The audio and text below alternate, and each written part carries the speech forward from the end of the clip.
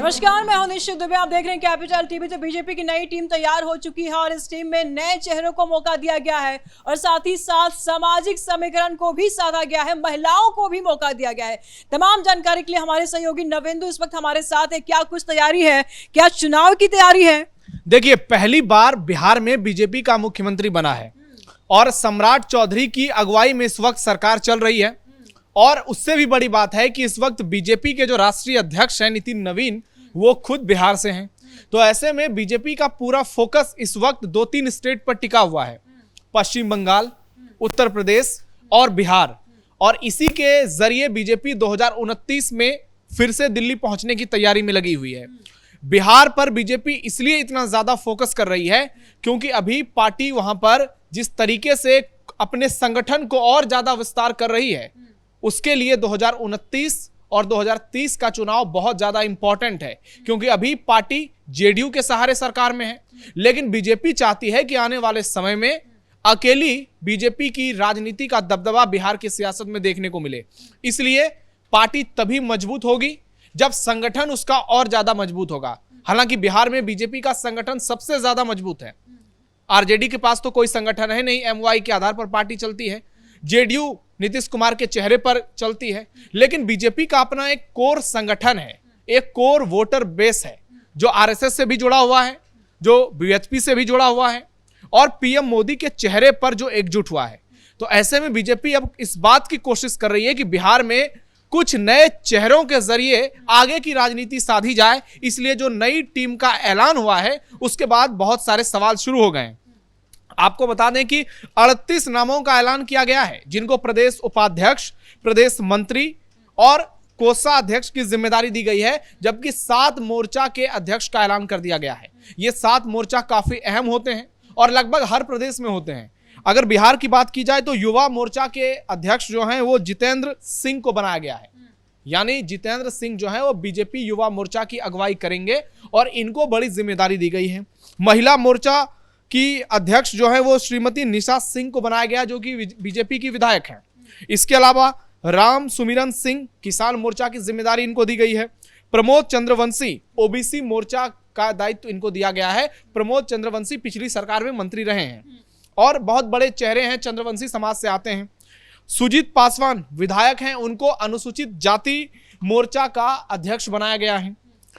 निरंजन पंजियार थारू, उनको अनुसूचित जनजाति मोर्चा का अध्यक्ष बनाया गया है। और मोहम्मद महबूल हक, उनको अल्पसंख्यक मोर्चा का अध्यक्ष बनाया गया है। यानी सभी मोर्चे में बीजेपी नए सिरे से लीडरशिप को डेवलप करना चाहती है ताकि उस मोर्चे को मजबूत कर सके और गांव-गांव तक पार्टी का जो नेटवर्क है वो पूरी तरीके से पार्टी के लिए आने वाले चुनाव में इतनी मजबूती से काम करे कि बीजेपी का जो संकल्प होता है कि हर बूथ पर हर वोटरों तक पहुंचना है, उसमें बहुत बड़े पैमाने पर उसको रिजल्ट मिले।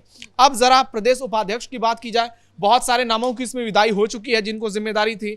कुछ नए नाम की एंट्री हुई है और इसमें जो कुछ बड़े चेहरे हैं उनमें हरिभूषण ठाकुर बचौल, पूर्व विधायक, ये मधुबनी के बिस्फी सीट से विधायक रहे हैं। इस बार का चुनाव हार गए क्योंकि वहां पर हमने देखा कि हर बार जब चुनाव होता था पोलराइजेशन होता था, हिंदू एकजुट होकर वोट करते थे। लेकिन इस बार तेजस्वी यादव की सेंधमारी की वजह से वहां पर इनके लिए दिक्कत हो गई और अब इनको बीजेपी ने संगठन में बड़ी जिम्मेदारी दी है। इसके अलावा जो बड़े नाम है उसमें पवन जायसवाल पूर्व विधायक हैं, उनको भी प्रदेश उपाध्यक्ष बनाया गया है। प्रणव कुमार यादव पूर्व विधायक हैं, इनको भी प्रदेश उपाध्यक्ष बनाया गया है। ये मुंगेर से पूर्व विधायक रहे हैं। इसके अलावा नितिन अभिषेक का नाम सामने आया है। प्रीति शेखर जो बीजेपी की प्रवक्ता हैं, उनको भी प्रदेश महामंत्री की जिम्मेदारी दी गई है। ये पहले बीजेपी की प्रदेश कार्य समिति की सदस्य थी। इसके अलावा भी बहुत सारे ऐसे नाम हैं जिसको देखकर यही लगता है कि नितिन नवीन की जो नई टीम है उसको इस तरीके से तैयार किया गया है कि इसमें जातिगत एंगल का भी खास ख्याल रखा गया है, उम्र का भी ख्याल रखा गया है, ज्यादा से ज्यादा युवाओं को मौका दिया गया है, कुछ अनुभवी लोगों को भी इससे जोड़ा गया है, महिलाओं को भी इसमें साथ लिया गया है। यानी बीजेपी हर उस कॉम्बिनेशन को धार देने की कोशिश में लगी है जिसके दम पर पीएम मोदी हुंकार भरते हैं। तो ऐसे में अब ये जो बीजेपी की नई टीम है इसके ऊपर जिम्मेदारी होगी 2029 लोकसभा चुनाव की, 2030 बिहार विधानसभा चुनाव की। और इस वक्त बीजेपी बिहार में सबसे ज्यादा अगर सियासी तौर पर देखा जाए तो उसकी नजर जेडीयू पर है, क्योंकि उसको लगता है कि अब नीतीश कुमार बैकफुट पर जा चुके हैं। हालांकि पूरी तरह से नहीं गए हैं, लेकिन अब बीजेपी का राज आया है तो उनके पास सीएम है, और अगर तमाम पार्टियों को साथ में जोड़ दिया जाए, चाहे लोजपा हो, उपेंद्र कुशवाहा, जीतन राम मांझी की पार्टी हो, तो एक धुरी है बीजेपी के साथ ये सारे लोग हैं। दूसरी धुरी में जेडीयू है, और जेडीयू के कई विधायक वो बीजेपी के खेमे के बताए जाते हैं। तो पार्टी को लगता है कि आने वाले समय में अगर नीतीश कुमार बगावती तेवर भी दिखाते हैं, तो इस स्थिति में पार्टी को हम कैसे कंट्रोल रखें, पार्टी को कैसे एकजुट रखें। तो हर उस चेहरे को इस टीम में शामिल किया गया है जो या तो विधानसभा चुनाव हार गए थे, या तो वो विधायक बने तो मंत्री नहीं बन पाए। उनको अलग से जिम्मेदारी दी गई कि आप भाई बहुत ज्यादा नाराज मत होइए। एक यहां पर जो पूरी प्लानिंग होती है वो नजर आ रही है, और इससे दूसरी पॉलिटिकल पार्टियों को सीखना चाहिए, चाहे वो कांग्रेस हो, आरजेडी हो। यहां पर बीजेपी की तारीफ इसलिए होती है क्योंकि जिस तरीके का मैनेजमेंट होता है, 24 घंटे पूरी तरीके से ग्राउंड पर जो एक्टिवनेस दिखाते हैं, और दूसरी पार्टियों में क्या होता है आप देख लीजिए। तो अगर यही स्थिति जो है आरजेडी के खेमे में नजर आए, कांग्रेस के खेमे में नजर आए, तो आप देखेंगे कि उतनी ही मजबूत कांग्रेस और दूसरी पार्टियां भी हो सकती हैं, लेकिन वो लोग इतना ज्यादा ध्यान नहीं देते हैं। उन पर आरोप लगते हैं कि पैसे लेकर टिकट बांटे जाते हैं उनके खेमे में। तो बीजेपी में एक चीज है कि जितने भी लोग हैं उनको जाति आधार पर, उनको उम्र के आधार पर, और जो काम उनको बांटा जाता है उसके आधार पर उनके दायित्व को तय किया जाता है। फिर एक जिम्मेदारी दी जाती है, एक टारगेट दिया जाता है, और उसी टारगेट को हासिल करने के लिए नई टीम का गठन होता है। और नितिन नवीन के आने से तो बीजेपी बिहार वैसे ही इस वक्त सबसे ऊपर चल रही है। तो ऐसे में अब नितिन नवीन का फोकस इस बात पर टिका है कि कैसे 2029 में 40 की 40 सीटें जो है एनडीए के खेमे में लाई जाए, जो कि पहले 2019 के लोकसभा चुनाव में देखने को मिला था, जब 40 में से 39 सीट एनडीए गठबंधन जीता था, सिर्फ एक किशनगंज की सीट कांग्रेस जीती थी।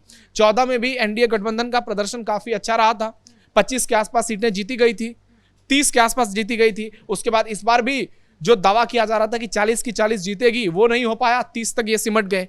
तो अब अगली बार लोकसभा जब चुनाव होंगे तो उस पर बिहार पर बहुत ज्यादा फोकस है, क्योंकि बीजेपी पूर्ण बहुमत की सरकार इस वक्त अपनी अगुवाई में नहीं चला पा रही है, क्योंकि उसको सहारा लेना पड़ रहा है एनडीए की दूसरी पार्टियों का। ऐसे में पार्टी चाहती है कि बिहार में जो 10 सीटों का गैप रह गया था, उत्तर प्रदेश में करीब 40 सीटों का गैप रह गया था, 35 से 40 सीटों का गैप रह गया था, और पश्चिम बंगाल में लगभग 10-12 सीटों का गैप रह गया था।